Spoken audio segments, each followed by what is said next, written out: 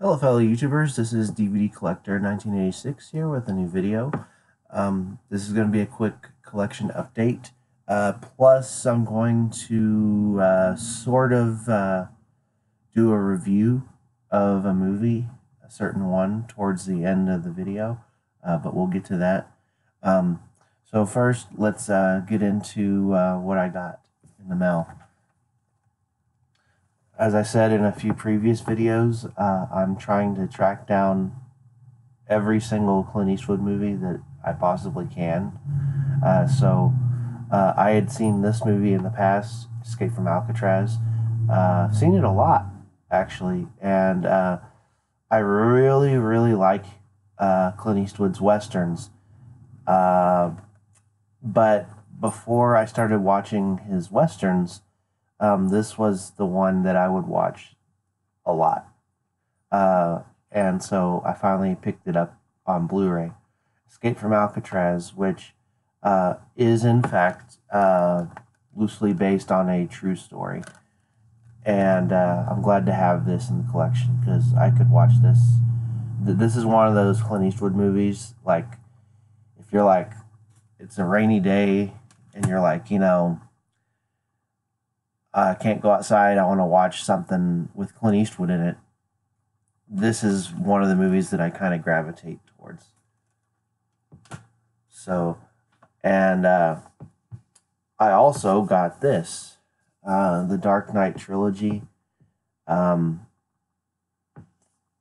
It comes in this really cool slipcover thing, but this isn't like your typical cardboard throwaway, paper slipcover. This is like a hardcover book type of cover, and included is a message from Christopher Nolan.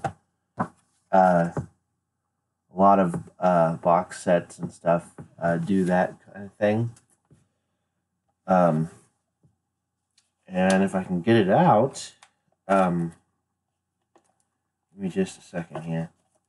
I'm not going to open them, but there's it's a series of, like, they're almost like postcards with like artwork from the movies, or artwork that rather represents the movies in the trilogy, and they're like villain postcards. Like the one here says, "There's nothing to fear but fear itself." That's the Scarecrow. Then this one at the back, like I said, I'm not going to open it because the seller said that this was still sealed. But apparently the last card in this stack is a card for Bane, and there's definitely one for Joker.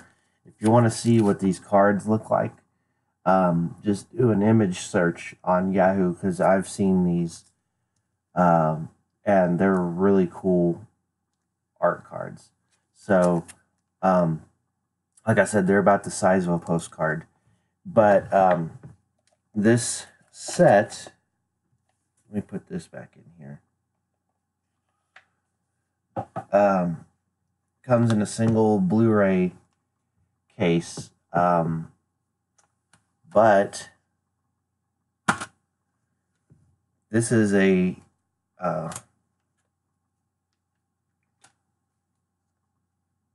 well, doesn't really matter if I flip them or not, but this is a 6-disc set. This has all 3 of the Dark Knight movies, Batman Begins, The Dark Knight, and The Dark Knight Rises. But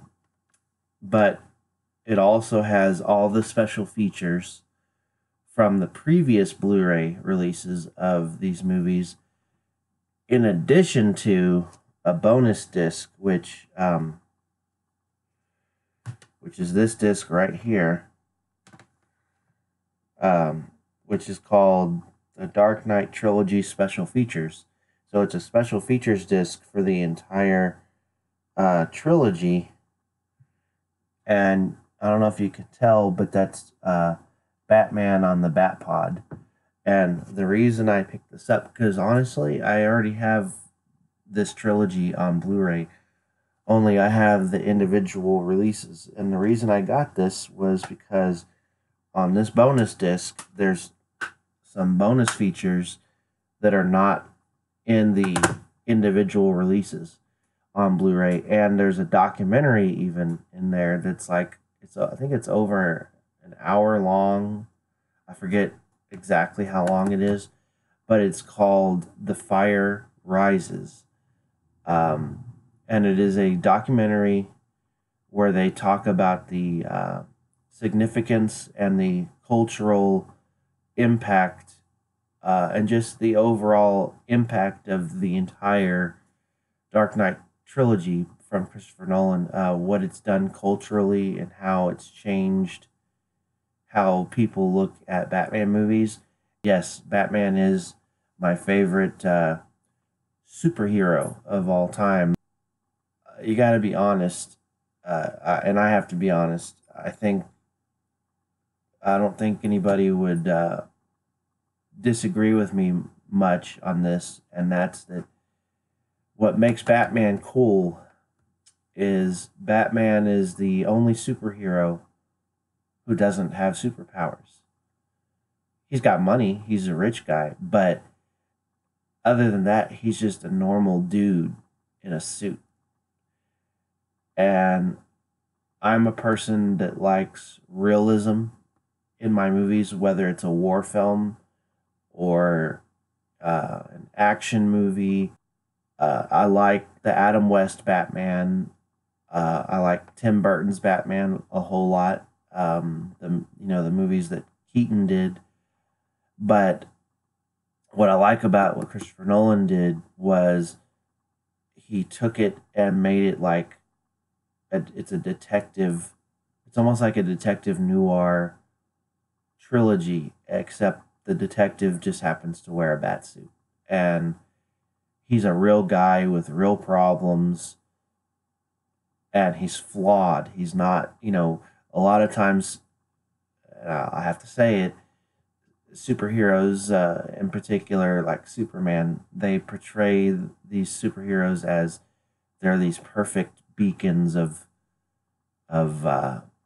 what everyone else should be like, and there's like nothing wrong with them. They're not and that's why I like Batman because, like I said, Batman's not really a superhero. Batman's a human being. He is the underdog of all the superheroes.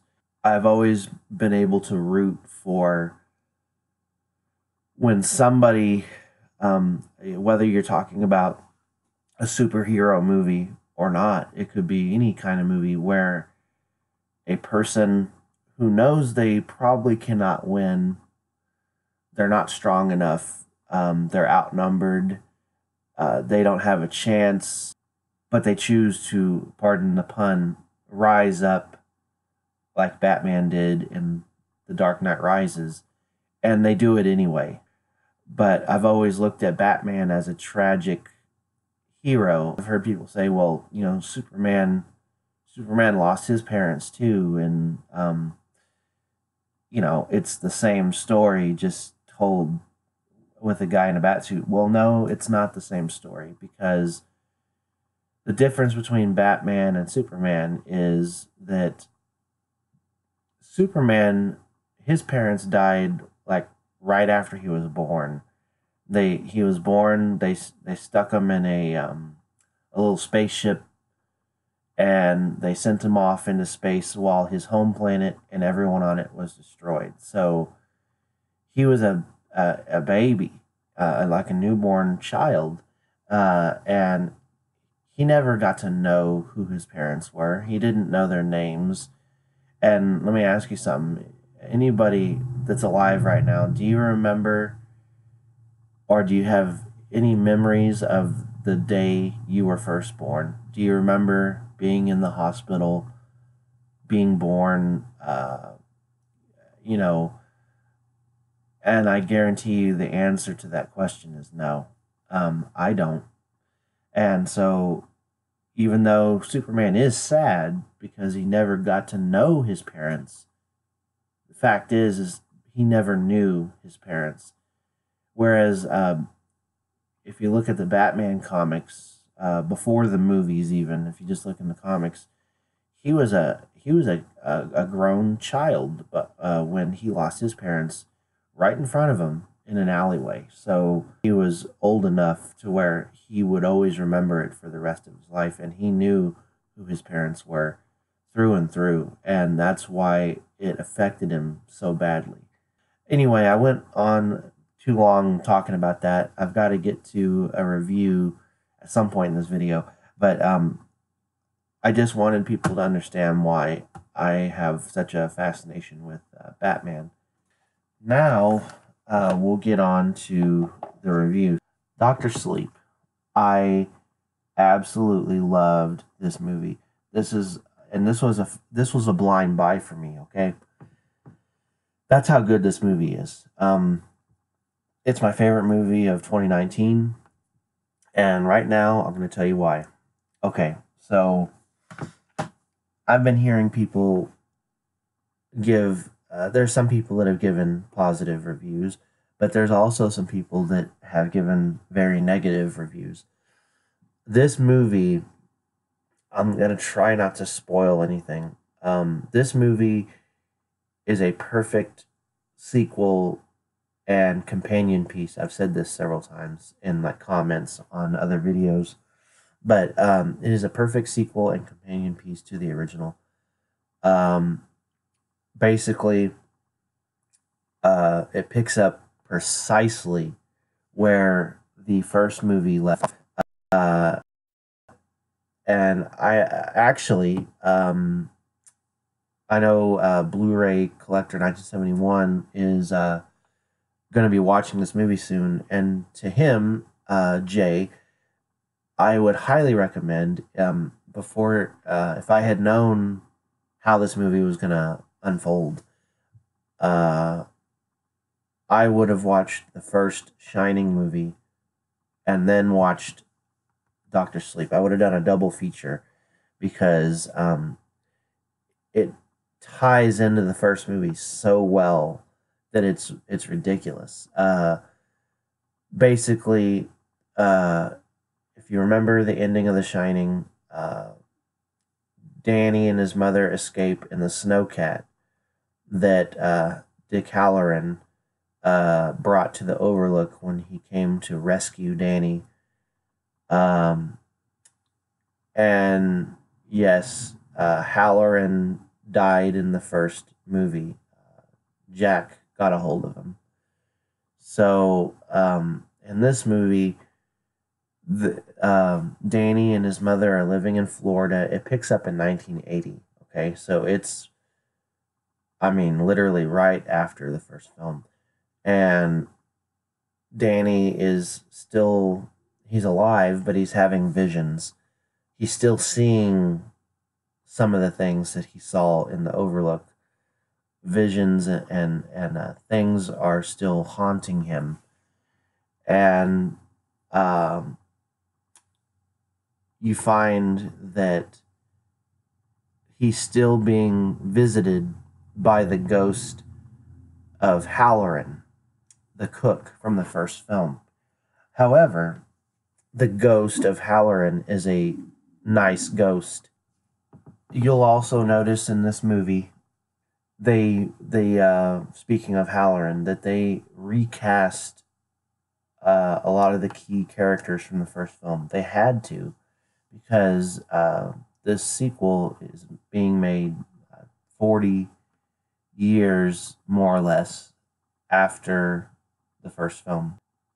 They recast Shelley Duvall's character. I don't remember who the actress is, but they did her hair in such a way, and they put her in a certain type of clothing that, and the way that she talks is uncanny. It's like watching Shelley Duvall from the first film. I mean, if you look closely, you can tell it's not her, but she's so much like her that you almost think that it is her. And the boy that plays Danny, same thing. You know it's not him, but it looks so much like him, and he acts so much like him that you almost think that it is. And the clothes that they wear are so much like the clothes that they wore in the first film. I mean, it's spot on. And I really liked the fact that Halloran was in the second movie, this Doctor Sleep. Like I said, he's a good ghost, and he basically pops up from time to time, and he gives uh, Danny advice on things. You know, he's a ghost, but he's like a guardian angel, and the guy who plays him is just like Scatman Crothers. I mean, just like the other two. It is so spot on. It's ridiculous.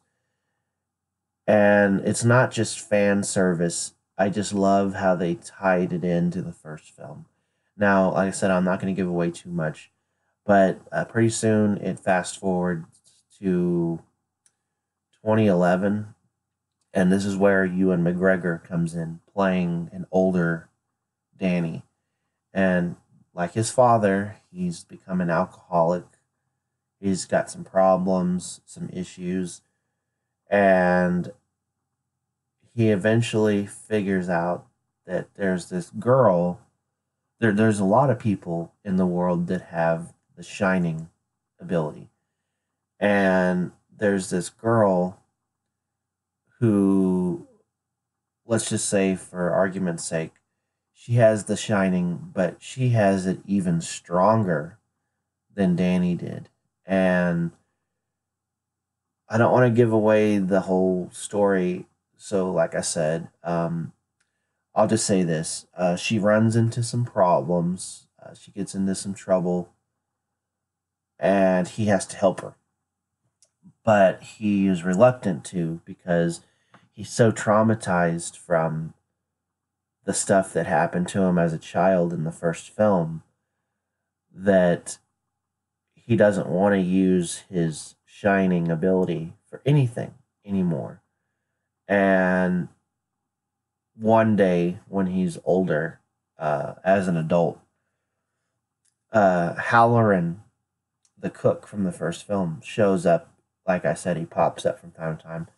He pops up and he tells Danny, um, she really needs your help, and you really need to help her. These characters meet up, and they end up back at the Overlook Hotel. Sort of a it it ends where it once began type of scenario. Um, and this is why I have to mention it, because not only do they go back to the Overlook, when I was watching this movie, I thought, wow, the hotel's been abandoned in the story, in the movie, since the first film. So it's been like 39, 40 years, whatever. And I was like, wait a minute. Yes, it's old. Yes, it's run down. Yes, it's beat up.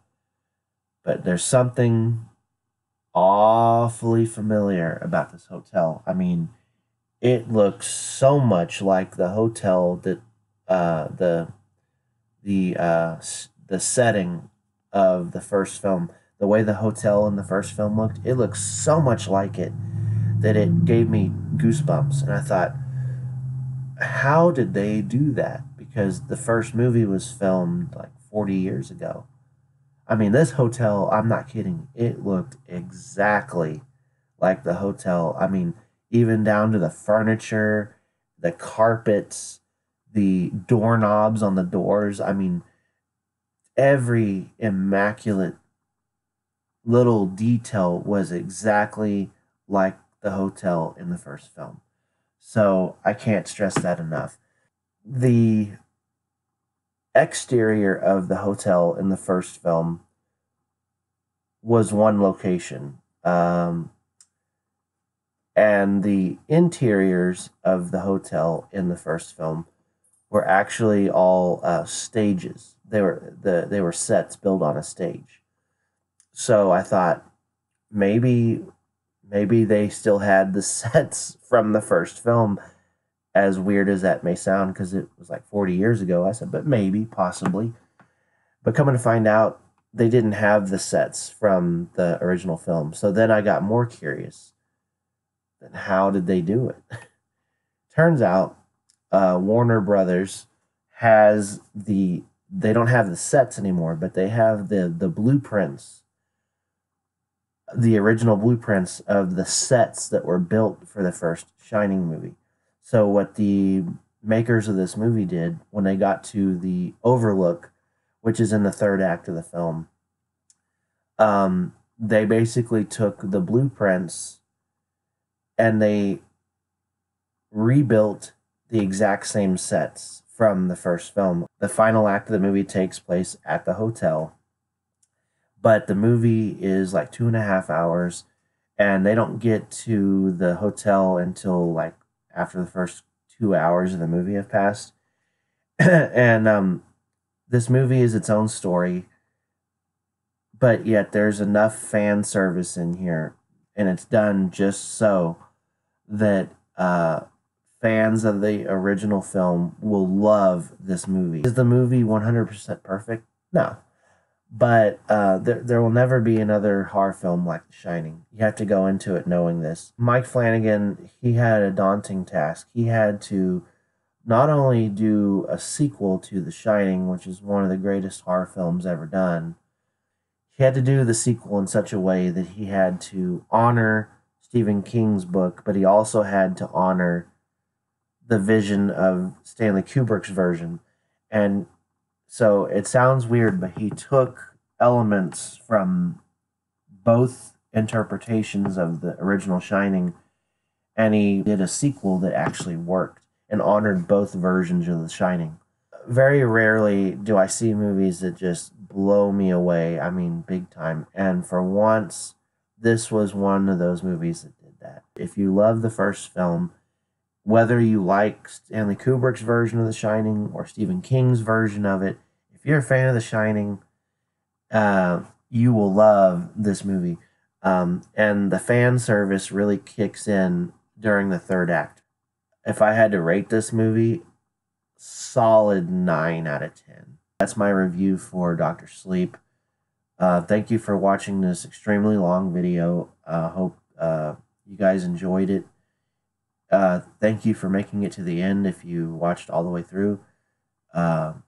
And I guess I will catch you guys on the next video. Thanks for watching.